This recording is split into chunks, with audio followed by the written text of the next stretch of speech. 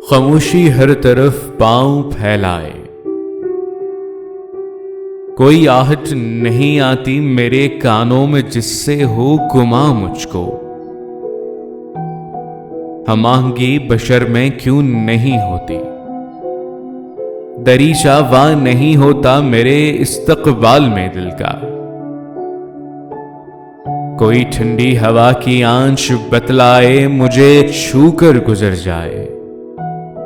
वो एक खामोश चेहरा घूरता रहता है मुद्दत से, मगर ऐसा नहीं होता,